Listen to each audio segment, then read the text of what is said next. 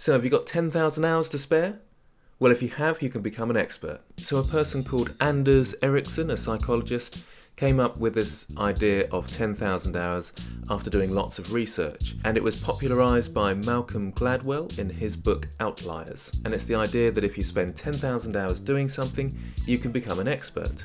And it's an elite expert, a real high flyer in that field. So this could be very encouraging, or you could see this as a bit depressing, because I've done the figures, 365 days in a year, so 1 hour a day, it will take you just under 30 years to become an elite expert. Okay, so let's up that to 3 hours, that will take you 10 years. And then maybe 8 hours, it will be just over 3 years. So dedicating 8 hours a day, which is quite a lot of time, and not many of us can spend that time doing things, you can become an absolute expert after 3 years. So you can kind of see why lots of degree programs are 3 years. So why do I say this is depressing and exciting? Well, it's exciting to think that anybody can become an expert at something. And I do agree with that to a degree, that for the most part, 99.9% of the population, if they work really hard at something, will be able to achieve at that field. Of course, there will be people with learning difficulties who will struggle, and it will certainly take longer for them. And you can start off at zero level of understanding, and after 10,000 hours, you can get somewhere. I think that is pretty exciting, really. I really like the idea that you can think, I'm going to become a deep sea diver, and then after a certain amount of time, you will become an absolute expert at that.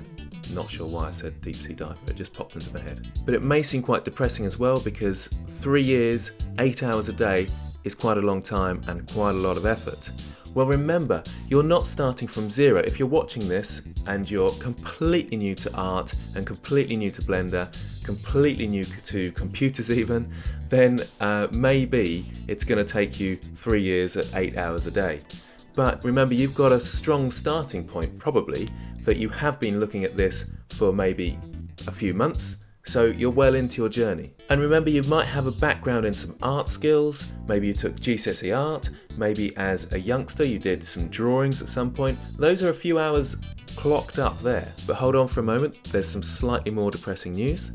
I was chatting to a friend of mine called Paul, and he likes to research sort of learning and studying and improving himself as well. And I mentioned the 10,000 hours rule and how that was quite exciting, that you could just pick up something, do it for a long time and get good at it. And he said, well, actually that should make us all professional racing car drivers, because we've probably spent at least 10,000 hours driving by now, which is a very good point. And something I hadn't really considered, which is a bit silly of me really. So it's not just doing it for 10,000 hours, there is a quality to the type of practice that you're doing. And there's a good quote, practice doesn't make perfect, perfect practice makes perfect. So the type of practice we're doing is just as important. So I started to think, can we hack this in any way? Can we do amazing practice that leads us to cut down that 10,000 hours? Well, there's this guy called Ferriss who says he can take a year to become almost an expert at things. And he certainly has his critics, but I like the idea, I like his thinking. He does kind of sell this accelerated learning ideas, so you can understand he is trying to sell a product. But I think there's some truth to what he's saying, and he has some proof to it as well. I'll put the links in the description for Tim Ferriss's video and other links that might relate. And I do think there probably are different types of practice that can get you to elite level quickly. And that's something well worth looking up, and I think I'm going to go into that in future blogs as well. But you can also be tactical about it.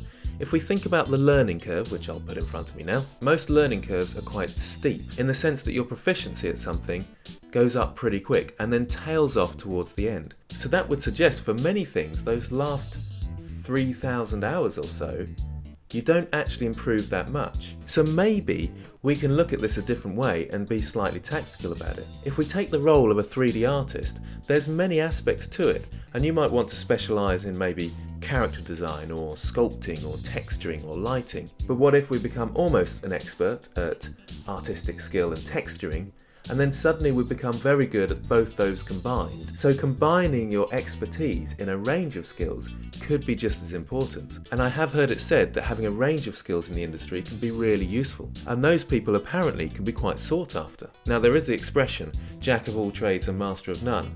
And maybe that's something to bear in mind as well. Don't spread yourself too thin. You do have to have some sort of expertise in one area, I would say. But does it have to be that absolute elite? Well, maybe not. The other encouraging thing to remember is that learning curve being so steep, so it's quite early on that you'll achieve a good level and be quite employable. And one of the reasons that I'm mentioning this is that there was a recent interview by Blender Guru, and he interviewed Alex Alvarez, and he's one of the teachers at Gnomon. It's a really amazing school for 3D artists, and pretty much everybody from there gets employed in great studios. So you can imagine their level is exceptionally high. And yes, it's great to aspire to be an absolute expert in your field, and that's probably where we all want to go. And yes, we probably all want to be employed by Blizzard or Weta Digital or whoever it might be. But in terms of getting into the industry, you don't have to be an elite expert. So to sum up on a positive, good quality practice will probably get us there faster. We don't have to be an elite expert to get into the industry, and you don't have to be super talented. Anybody can become really great in their chosen field with enough effort and enough time. So keep practicing. Do get along to the Discord server as well, where you can have a go at the competitions and challenges that are on there. It's the low poly challenge at the moment. I'll be looking at those on Tuesday, so the deadline is Monday at 12 o'clock. And the winner will get to go on the Wall of Fame, which it will become at some point. And also do check out my website if you want some courses in Blender from beginner to advanced levels, where all the courses are free. And as always, keep creative, keep motivated, and thanks for watching.